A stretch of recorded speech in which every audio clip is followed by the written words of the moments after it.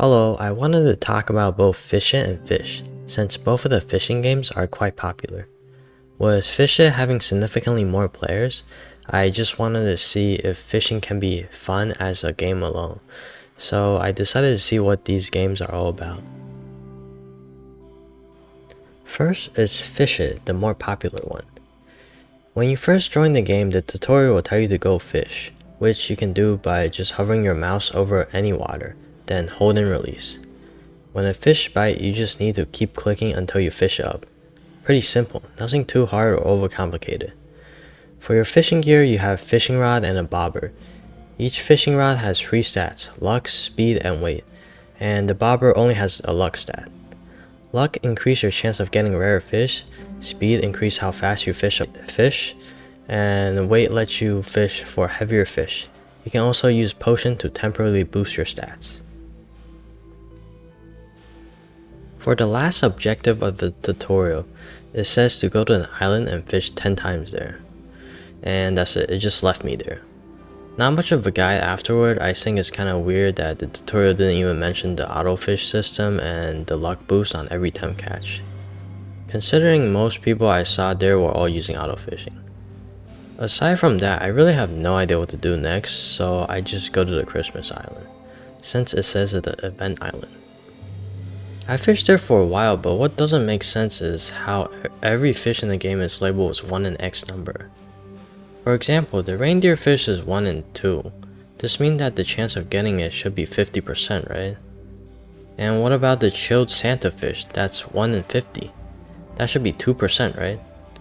The chance of fishing up a fish just doesn't make sense. It would be hard to explain that I'm constantly fishing up 1 and 2 in auto fishing, and 1 in 50 was manual fishing. There's just no way I'm fishing up these fish so consistently. The fishing rod I'm using at that time only had 30% luck too, so I'm more leaning towards that common and uncommon fish are just filling up the numbers. Even if my luck is actually that good, look at the tropical grove. The lowest rarity fish there is 1 in 50, which is 2 of the 3 uncommon fish, while other one being 1 in 70. It would be hard to believe that the lowest rarity fish is only totaling up to about 5%. I just don't know why you would do this unless you're trying to justify that since low rarity is already 1 in 50, that must mean highest rarity must be rare. Like the great whale, which is 1 in 900,000. Not 900, but 900,000. That's like 0.0001%. Besides the chance, why is there a whale in a grove? That makes no sense at all. I don't know. I guess that's enough about the chance. It seems like there are also a random event that can happen, like the Megalodon hunt, and it's limited so that only one person can fish it up.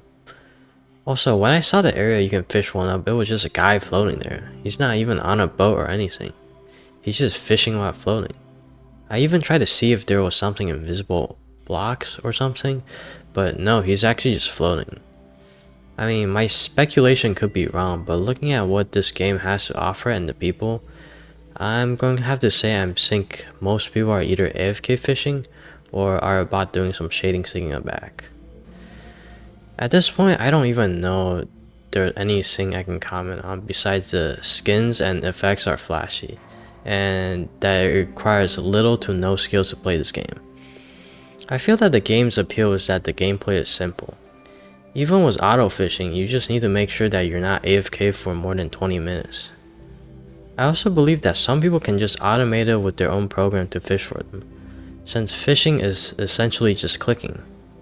And is there an end game for this game? No, it's just probably endless fishing and showing big fish or rare fish. Next is Fish. Tutorial wise, it gives a quick rundown of the whole fishing system and how to sell fish. After that, there isn't much of a guide either to where to go, so I kinda just guess you need to explore too. Gameplay wise, fish require more control and it's a bit more complicated, like how you can shake the rod to speed up the fishing process, and when a fish bites, a minigame will start. Your fishing rod and bait can also affect many aspects of your gameplay. Fishing rod all have 4 stats: lure speed, luck, control, and resilience. Lure speed affects how fast a fish bite, luck affects the chance of catching higher rarity fish, control affects how big or small the white bar in the fishing minigame, and resilience affects how frequent the fish move. It's purely cosmetic.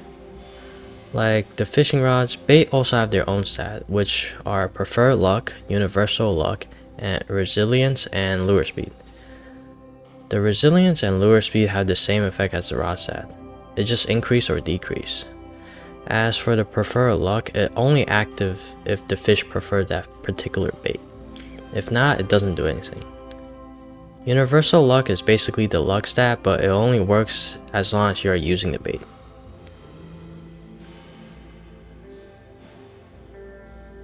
Unlike fish fishing rod doesn't increase in stat linearly, as buying a higher tier rod doesn't instantly mean you'll be able to find and catch high rarity fish easily.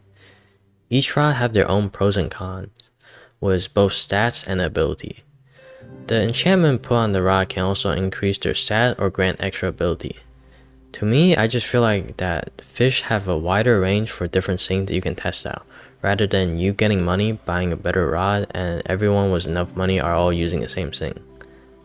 At that point, I just feel like it'll be having no variation. One thing I do have to point out from fish is that sometimes their quests require you to have a certain type of fish along with a certain mutation on the fish. I do think the quest gives a bit of a difficulty to the game, but if the mutation only comes from a certain rod, and even worse that the fish is of very high rarity, and at that point I think it's a bit overkill for some of the quests. Similar to fish it, there isn't really an endgame, it's just showing off.